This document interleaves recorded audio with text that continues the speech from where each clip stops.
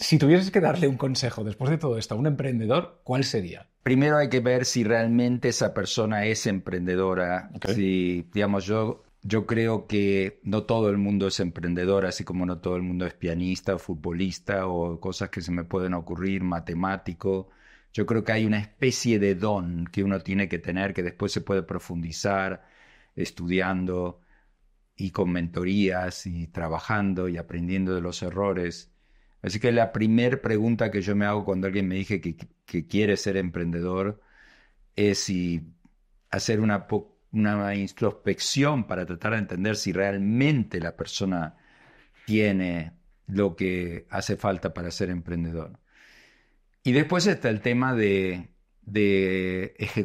ejecución, de lograr transformar ese espíritu emprendedor, que en mi caso empezó muy temprano en la vida y que en bastante gente empieza muy temprano, con temas como tener una convicción muy temprana en la vida, antes que otros, de las ideas que uno tiene y de que uno cree que los demás están en general equivocados y que uno tiene una visión que uno se da cuenta cómo están de equivocados y uno quiere reparar ese daño con una empresa. Claro, pero en ese momento, el creer en ti mismo, el conseguir llevar a cabo esa idea que a lo mejor todos los de tu alrededor te dicen, estás chalao, esto es imposible, no puedes hacerlo.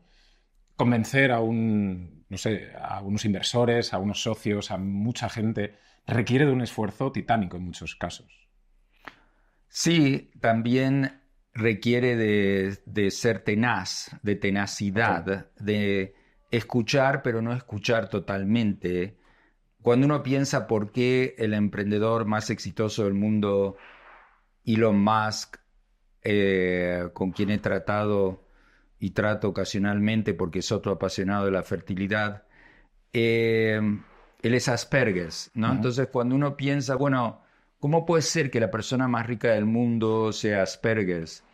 Pero yo he tratado también con bastante otra gente súper exitosa que también parece tener características Asperger's. En el caso de Elon Musk, él mismo lo dijo que él era Ujú. Asperger.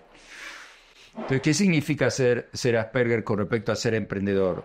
Hay que tener un poco de desconexión social para ser emprendedor. 100%. Si uno escucha a todo el mundo, ah, nunca haría las cosas que hace. Es decir, como Steve Jobs no hacía estudios de marketing. Los que hacen estudios de marketing en general quizás sirven para afinar la puntería, pero muchas veces sirven para no hacer algo. Para dispersar idea. Y no, para directamente matar un plan. Por ejemplo, cuando Airtel, el precursor de Vodafone aquí en España, estudió cuánta gente podía querer un teléfono móvil de los 40 millones de españoles que había en esa época, creo que le salió algo como 2 millones, como que 2 millones de españoles querrían un teléfono móvil.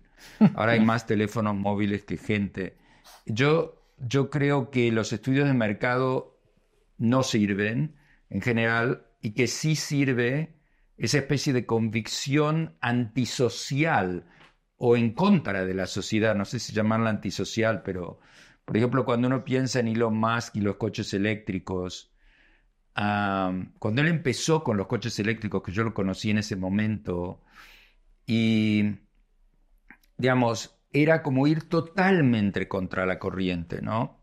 Es decir, me encantan los coches eléctricos, mis coches son eléctricos, son Teslas, pero todavía hay mucha gente en España hoy que piensa que es una mala idea tener un coche eléctrico.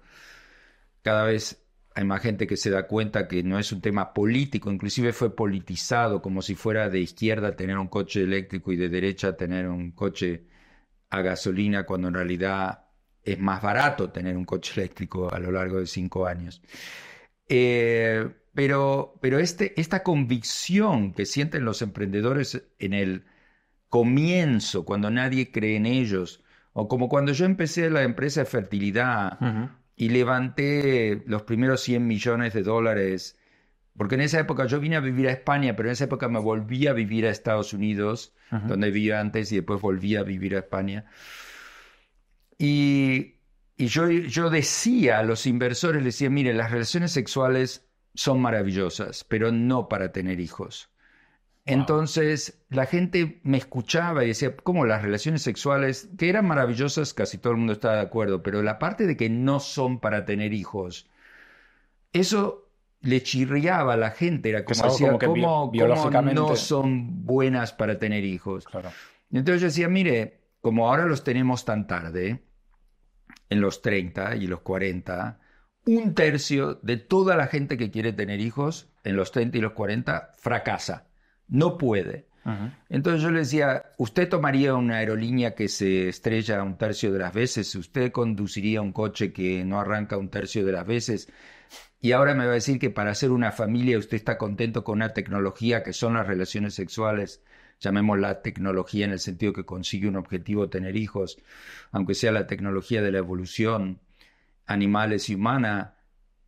¿Podemos aceptar algo que fracasa un tercio de las veces para hacer algo que es lo más importante para la mayoría de la gente, que es tener una familia? Ujú. Entonces, cuando uno explica a la gente por qué sus creencias más fuertes pueden estar equivocadas, ahí se produce un corte entre lo que la gente cree y entre lo que uno puede llegar a ser. Y alguna gente te da el dinero, muchos les parece ridículo lo que uno dice, como a Elon Musk, que estuvo muchas veces a punto de quebrar, Ujú. pero al final los buenos emprendedores consiguen, o a veces conseguimos, incluyéndome a mí, convencer a la gente que quizás sus creencias están equivocadas.